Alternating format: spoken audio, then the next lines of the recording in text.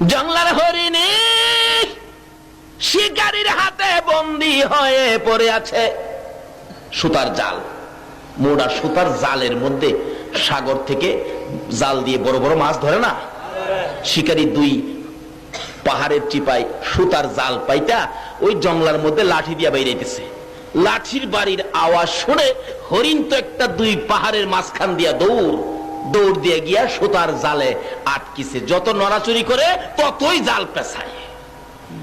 শিকারী দূর থেকে খুশি মুস্কি মুস্কি হাসে, রে হরিণী আর দৌড়াদৌড়ি করিস না, নড়াচুরি করিস না, বন্দী হয়ে গেছো।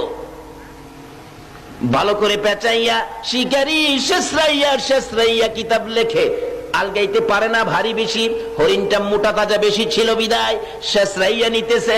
হরিণী শেষরাইয়া নিতে যাইয়া গো এই পাথরের কণাই লাইগা হরিণের সমস্ত চামড়াগুলো ছিলা রক্ত বাহির হইতেছে।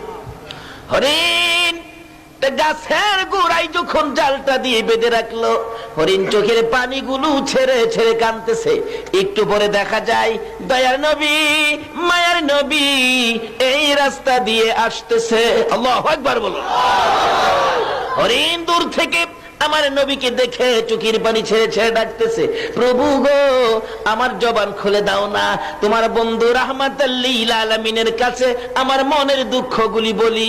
আল্লাহ বলেন, জংলার হরিণ রে, আমার বন্ধুর সাথে কথা বলার জন্য জবান খুলতে চাইছস, যে নবীর উসিলায় এত কিছু করেছি, এই নবীর সাথে কথা বলবি, যা তোর জবান খুলে দিলাম। যে নবীর পক্ষে গেলে জংলার হরিণের জবান পর্যন্তই আমার আল্লাহ খুলে দেয়। বলুন এই নবীর পক্ষে গেলে আমরা লাভ হবে না লস হবে?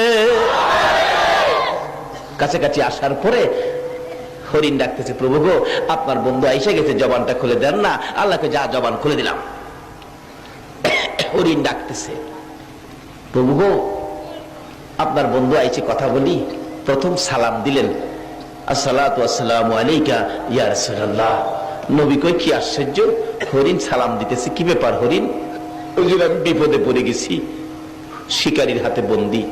দেখেন শেষরাই আনতে যাইয়া আমার চামড়া সিলাইছে, রক্ত বাহির হইতেছে।